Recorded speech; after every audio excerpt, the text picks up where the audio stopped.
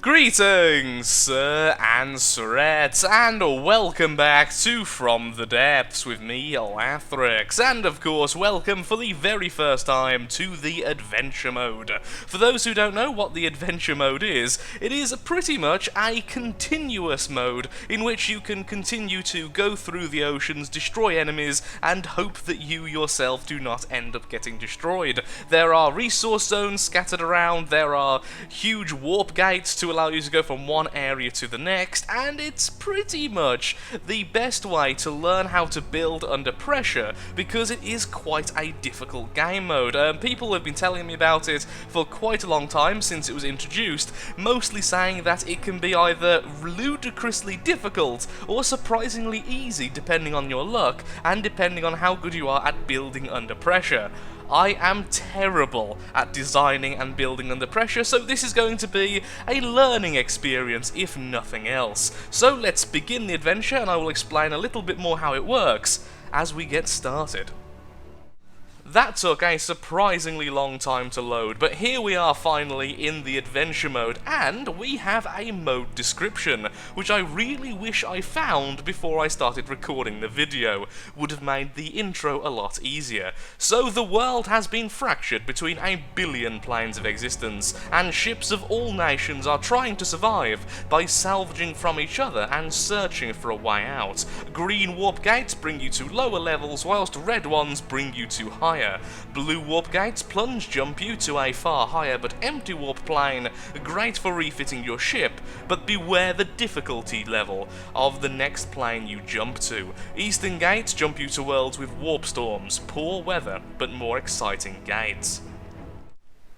With the story out of the way, it's time to get building as fast as possible before the enemies start heading towards us. Now, one thing I did notice is that we still have access to at least this mode. Although we can't go to the overview map, we can at least control our ships, and hopefully if we have more than one vessel, we should have some control over it. Although I will be focusing on just one, because it makes things a lot easier. So for now, though, we need to get resources as soon as possible. So, let's get started by actually turning mirror mode on.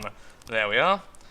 And the very first thing I will need is the wonderful, the amazing, and the ever so useful electric engine. Well, the fuel engine, actually, to start providing us some power. I'm so used to saying electric engine, since I normally am a massive fan of the RTGs, but the problem is, with the RTGs, they are very, very expensive. Although these will take up fuel, unlike the RTGs, just the initial cost is immense otherwise. So now we have that, what we will need is some fuel. Then that should give us about 100 power. In fact, exactly 100 power. It currently doesn't have any exhausts, so this will overheat. But honestly, right now, my only concern is getting the resources started so that we don't end up just sitting here doing nothing for far, far too long. Okay, so that answers one question. Apparently we have a localized resource, well, localized storage, which means we can't simply harvest without having some kind of storage on our ship. So, scrap goes there, we can't put scrap there, so instead I'm going to build it on the opposite side. There we are, 2 times scrap, and then we will continue like that for a while. 2 times metal, 2 times wood. I got a little bit confused there and went a bit quiet. So it turns out when you break resource containers, you don't get the resource that created the container. That's a really weird thing, not particularly important, but something I've just learned. But either way, there we are. Let's add a second resource gatherer. For now, we don't need oil, because we can just keep on remaking our little fuel canister, but that will be very inefficient in the long run, so we will need a fuel refinery. There we are, and there we are. So now this is at 167 power per unit of fuel. So let's continue by doing this. 345 power per unit of fuel. Very, very efficient, although I am rocking all over the place, so let's make this a little bit more stable. I don't know how I'm going to do this, honestly. Perhaps I should have thought about this a little bit more before going into this mode, but I don't know what type of craft I actually want to build. Am I going to simply build a ship? Or am I going to build a mobile fortress? Am I going to build an airship? I'm not too sure just yet. Oil drill's in place, so let's quickly make a second engine. I could be making this a bit less fuel efficient, I could be making it so it's simply really, really powerful, but for now, I'd rather keep away from the oil refinery for as long as possible. Either way though, there we go, we have oil coming in, and we have a lot of regular resource. We even have a tiny bit of spare engine power, so I think it's about time we decide what we're going to do. I don't know how long we've got, so I am going to be a little bit rushed. We could make a very flimsy, very quick airship, and that wouldn't be too difficult, simply having the dedicated heliblade spinners on the back and the side, thus enabling us to control the pitch and control the roll angle. But at the same time, it would be a lot easier to simply make a ship. So I'm not sure which one I'm going to go with. I think for now, we're going to make a wooden ship, and if I decide to change my mind later on and simply make it into an airship, if we make a very basic shape, that should work out just fine, as long as we don't make it too complex. There we are, wooden inverted, now we need the slope. And then let's go for the beams. So that will be our front, something like this. Perhaps a little bit wider, but for now we'll just continue it as if this is our permanent design, just to make it a bit easier on ourselves. Either way, we need a very stable platform so that we can add a turret of some kind.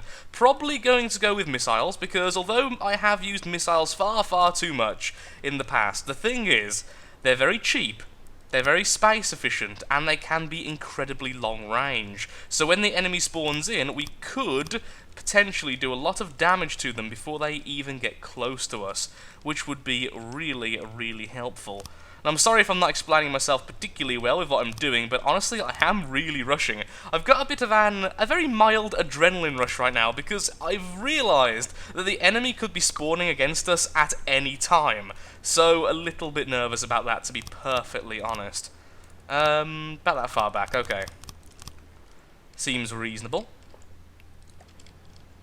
Then continues to go down like... actually, we don't need to do that. Let's not make this bit go down. Let's add another one of these. Then that way, we can go down a lot slower. Okay, continue to harvest. Ooh, here's a thought. Is there infinite resources here? It is regenerating, but that isn't a definitive yes, it's infinite, to be perfectly honest. And with the whole idea of the adventure mode, I can only imagine it's going to be a non-infinite resource zone, so need to be really careful on resource use. Perhaps build the basic ship out of wood, and then after that, we could build any armor segments out of metal, and then the weapons themselves, of course, will use up a lot of metal and a lot of scrap. Okay, we're going to be a little bit silly. I've decided we are going to make this into a very basic airship.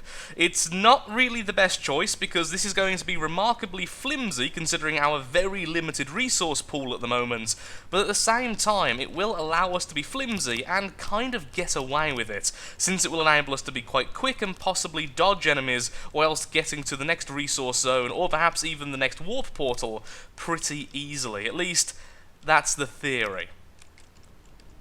So then let's just keep on building up here. So this is how it's going to look. We'll have the thrusters in this little cavity I've made here. The front section is obviously where the spike is, to be a little bit aerodynamic, not particularly, but a little bit. And then the main rotor blade will be in the center, somewhere here. I will make the mass completely in the middle. Then at the back, we can add a tiny little blade spinner, which I'll put down now so I don't forget about it, which will be used to control our pitch, or at least to automatically control our pitch, so that we're nice and flat as much as possible. I could add rolling pitch as well, but the problem with that is just it will be a little bit extreme for such a small craft. Well, I will probably end up doing it, just not to start off with. For now, the sides will be controlled by the simple jet stabilizers. Let's do that.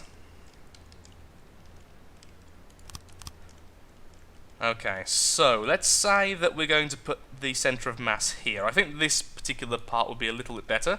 Let's put some metal in so we can instantly help defend it a little bit, and make it a little bit higher, so here. So what I'd like to do is try and defend that as much as possible. Air, helicopter blade, dedicated heliblade spinner, there we are, and then a couple of extenders.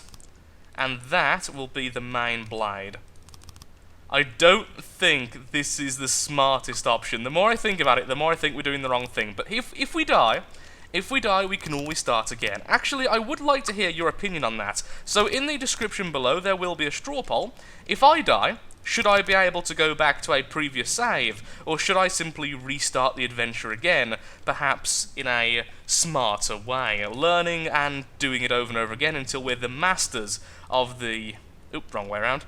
We are the masters of the adventure mode. Because honestly, either way to me seems fantastic, so completely up to you guys there. Okay, we'll actually completely metal this up instead, because it would look a lot better in my opinion, so we do that. And then let's do a beam. Destroy this, destroy the beam underneath.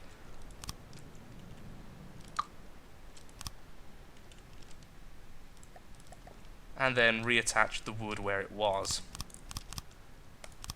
Then this way we can put the metal underneath as well, then this whole segment will all be connected by one metal skeleton almost, and then that will be the main strong point of the airship, with all the wooden sections being quite vulnerable. I want to save as much metal as possible in case this isn't an infinite resource zone, so that we can definitely have our weapons sorted, our thrust, our extra engines, and all that sort of stuff. Okay, still a lot of resource left, that's fantastic. So, what next then? Well, this should work, so let's put in the air pump, and... volume is decent. Okay, buoyancy is very low though, so obviously we don't have much space on the inside, but that should be floating very well now. Excellent. So if we do want this to be a ship, we have made an almost feasible ship. Although now I do need a bit of a keel, and the keel will of course have the main centre of mass underneath where I want the blade. However, naturally the mass is a bit further back, so perhaps what I should do is move the blade back as well. That would make more sense. Okay, then the centre of mass is being shifted over here, which actually makes a lot more sense when we look at the craft. The centre of mass is in the correct location, but an enemy is already coming towards us, so we need to get our weapons sorted out now. I was originally hoping I could have an underwing weapon here, but since the enemy is on the water over there, I think... Ooh, we could have torpedoes. Very long-range torpedoes right now wouldn't be a terrible idea, so actually that's exactly what we're going to do. Change of mind from what I was about to say, so let's do that then.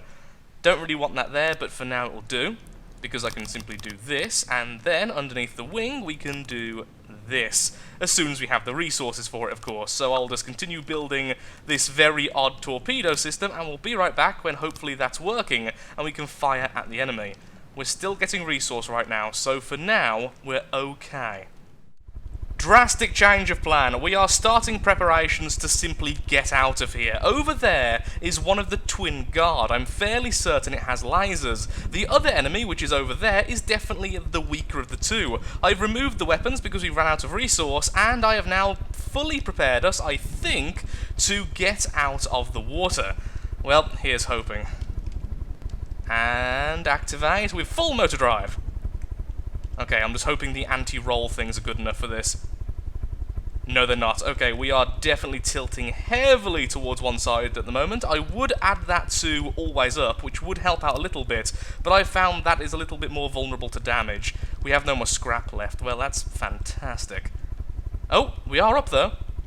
Okay, let's just change this so I'm in jet mode, back to building mode so I can see what I'm doing, and we should have full control. We do. Okay, we are out of here. We are gone. We are pitching upwards horribly because I've not set up the back pitch thing correctly. Oh no. There we go. That should do it. There we go. Everything's fine. Ignore my previous being scared. And now we can get out of here like the cowards we are towards another enemy. Gosh darn it. Other way, other way, other way. So yeah, I am completely out of scrap. Now the next patch, which should be coming tomorrow, so probably in the next episode, will be changing resource, so it's all one combined resource, which is kind of cool, honestly. So there'll be no longer scrap or natural or metal or anything like that, there'll be simply resource. So that is very, very cool indeed. So what is that one then? I feel like we could take that if we can at least set up a basic torpedo system. very, very basic torpedoes are now active. So we have a little 2-axis turret here. It has a few very weak torpedoes attached to it, and honestly speaking, we don't even have the ammunition to run this thing. But thankfully, even small torpedoes can be very, very powerful, especially against wooden opponents, because you can fit quite a few warheads on them, because you don't need much fuel. They're very, very fuel efficient in comparison to missiles, so this should do quite a bit of damage once it hits the target, in theory. Like that, for instance. Definitely knocked up its controls a bit. And second shot hitting now, and massive amount of devastation there, going right inside the target. So hopefully we can destroy this, gather its resources, and then get a second 2-axis turret on that side. Already the 2-axis turret is completely stuck. Because of course it is. I have built this whole thing so ramshackle and so quickly, I'm amazed we're even airborne. They should hit, and there they go. Some of the fragments going all the way through. Ooh! And I've just seen my first ever warp gate. That's a red warp gate, which means a harder difficulty. That is not what I'm after at the moment. We do not have an aircraft which is capable of any real fighting. The only reason I'm even winning this one is because it can't fight back. However, once we get the scrap from killing it, hopefully I can add a second set of torpedoes and perhaps a few anti-air missiles, which of course will have the laser designation, since the anti-air missiles will be messed up with flares and such. And slow down, and boom! There it goes. Let's make sure we're close enough to get the resource. 110 scrap we've got now. At least we can add a second set of torpedoes. I don't think I can do much more, though. Also, that over there looks more like an aircraft, which is very, very scary. Okay. What are you firing at? We need a maximum range to be set right now. You there. Maximum range. 1,300. There we go. That seems reasonable. Okay. We're okay. Everything's going fine. Also, apparently this robot is called Adventure Craft by default, which I just think is absolutely amazing. In like every single way possible. If I just break this one, it should... Okay. I was hoping it would then be placed here as well. Where is it placed? So it's one off the very end. So there.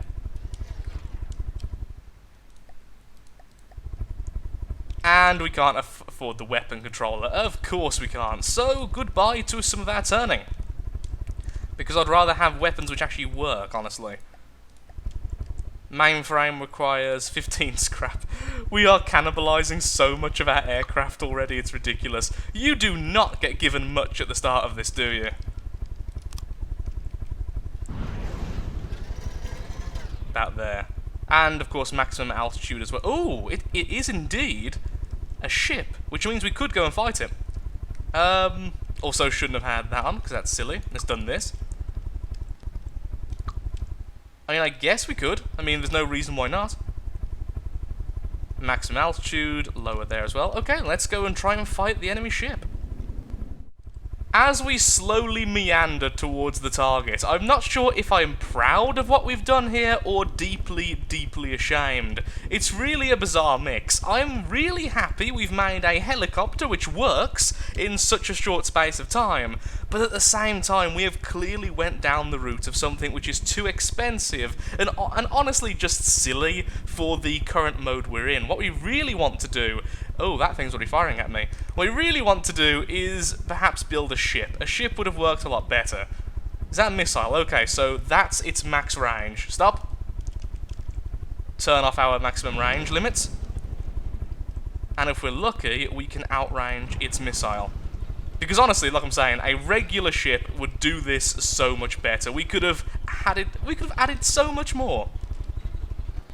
And been so less in debt in terms of scrap, because the big reason why our scrap has gone down so much is things like the dedicated heliblade spinner, the extensions, which has cost us several hundred, all of the control blocks we need. There's a lot of stuff going into this, which isn't needed on a regular ship. Also, I have no idea if these are even in range. Perhaps adding a bit more fuel to the torpedoes might work. Tactical mode engaged. Are the torpedoes hitting the target? Yes, they are. This mode is so helpful right now. I think we're going to win this one. So it seems like the enemy are pretty weak, though, to be honest. So it's pretty much like our craft. Certainly not the best. Can I still control this craft? Yes, I can! Oh, we almost got hit by a missile then. So that's cool, we can still control our craft while here, and that means we have destroyed the enemy, which means we can now go ahead and collect its scrap. Fantastic. This is a really weird mode to see from the depths in. I never use this mode in the regular game. I like how you can clearly see where the torpedoes are as well. Several more red rings currently towards the north. So that would up our difficulty. I think at this stage what I would like to do is try and find another resource zone. I'm fairly certain there's more than one resource zone per area, and right now I still don't feel safe going into a higher difficulty setting. I feel like we're in a good place right now. A decent, easy enemy could still probably kill us, but I feel somewhat safe in our capabilities in terms of speed and getting away from such threats. Now, here's the thing, we have got a little bit more scrap. What do I do? What do I want to do with it? I should really invest in an anti-air weapon, and to make things easier on myself for now, what I'm going to do is new objects.